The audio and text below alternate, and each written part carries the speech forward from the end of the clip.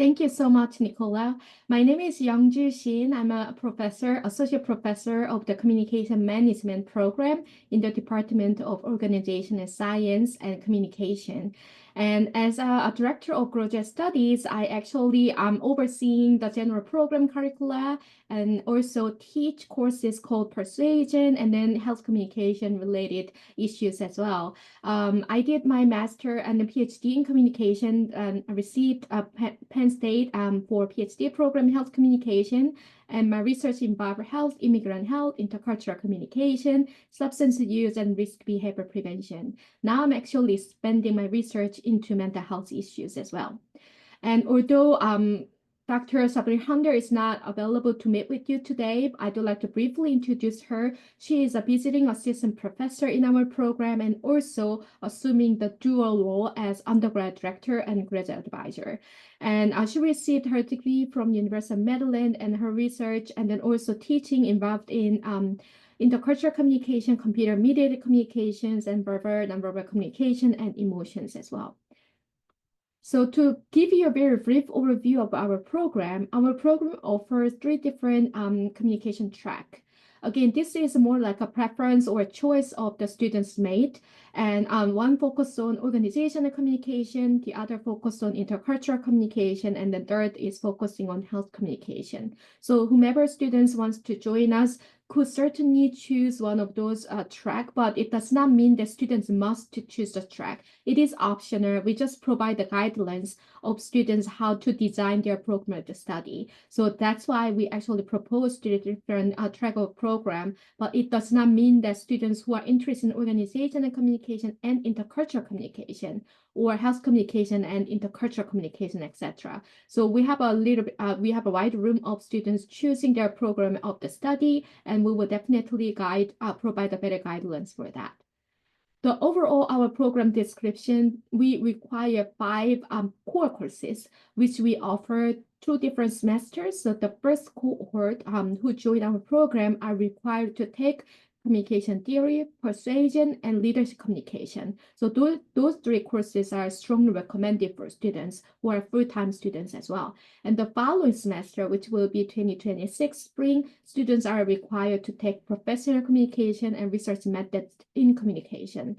And in addition to those 2 core courses, students also are recommended to choose one elective so that you can actually cross-list all those core courses for the first year and then having more rooms for the electives within our program, within our department, and then across the department school for the second year as well.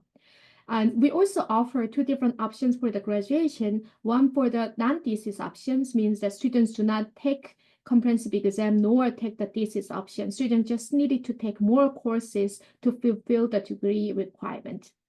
In this case, students require 5 more elective courses, which of 2 must be within our program and then 3 from our department or across the disciplines as well.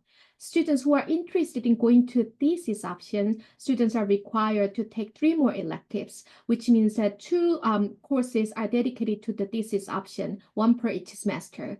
And then also needed to take 3 electives, which includes, again, 2 electives from our program and 1 elective from across the department as well. And here are some of the sample elective courses that we offer. So depends on semester and then also request and then also needs of the students, we rotate some of those course offerings. So again, that, students interested in organizational communication certainly take elective from our program, organizational communication and conflict or internship. Students interested in intercultural communication track are recommended to take intercultural communication or intercultural negotiation within our program. Students interested in health communication can take media and health communication campaign or health communication and culture with me, again, part of the program electives as well. If students want to go further beyond our department, then students can definitely consider School of Business. So we have a very strong program of the School of Business. They offer also various courses. Students interested in intercultural communication certainly go School of Media International Affairs or School of Media and Public Affairs. They do have a good number of courses that focus on politics or journalism, etc. Students interested in health communication track certainly are encouraged to go to School of Public Health, take more courses focusing community-based health campaign, etc. Those are only the few listed options that I just provide. It is not the exhaustive list of the course offerings, so you can definitely explore further as you join our program as well. And in terms of the application and the procedure in general, that you guys are responsible to submit the letter of recommendation and undergraduate transcripts, and then also statement of a purpose and then TOEFL score for international students whose degree is not in English. And for for the fall of 2025, we also offer the funding, and then also deadline for the application is April 1st. I want you to make a note in here that February 1st is a priority funding deadline. We are already passing the deadline, but I don't want you to get discouraged because we are still considering offering some of the funding, depends on the rolling basis. So you can definitely consider, you will be considered as a part of the funding if we have available resources after all. And in general, the the application is due by April 1st of this year. And we also offer different funding options and, CCAS Dean's Award, Global Leaders Award, Graduate Awards, and also Minority Serving Institution Award, which also cover the majority of the tuitions. I wanted to make a note in here that because I got so many questions from you and I don't mind answering, but it's going to be the same answer from me, that the department does not offer any financial assistantship to our students, means that there is no graduate assistantship available from our department.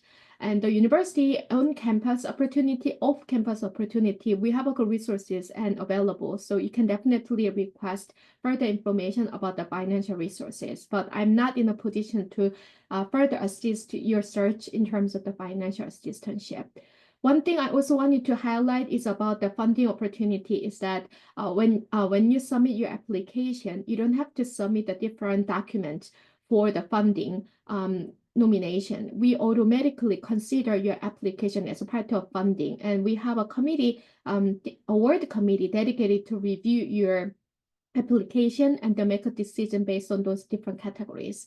Again, the procedure is that first stage, you submit your application material, and then I review your material, and then I made a recommendation for you to be admitted or, make a final decision. Once I make a recommendation for the admission, then you are automatically considered for the funding, so that the award committee will review your application one more time and then make a decision for your funding opportunity. So those are the steps that we take at GW when it comes to applications. And many students ask about, what should I do after I receive my degree? And I have to say that, some students decide to go to PhD program to be the academic like me, being a professor, or it doesn't have to be the professor position. Nowadays, a lot of research institutes requires or seek out more researchers in the field of social science, including communication. And then, having the higher degree as a PhD degree, doctorate degree, certainly makes some people more competitive in that regard as well. But others, may not interest in pursuing degree further after receiving master's degree, which is fair. If that's the case, then, we have a good alum, actually, as I just listed in here as a limited listed from our department, but some actually want you to get a job at university, not as a professor, but as, a personnel. Play a key roles as university personnel, or, find a job as researchers, again, research institute or cooperative organizations. We do have a good number of students actually finding a job in marketing, game company, or journalism, things like that, and consulting. And, I just listed some of those information in here, and the others also wanted to find a job in non-profit organization, including government. So government agency is another area of the, job opportunity after the graduations. That actually shortly conclude my overview of the program, and I'm more than happy to answer any questions you have about our program in terms of the program of the study. And I'm sure that Nicola would be able to answer some other remaining questions about the financial resources that we offer at GW CCAS as well. Thank you so much for your listening, and I'm happy to answer any questions you have at this point.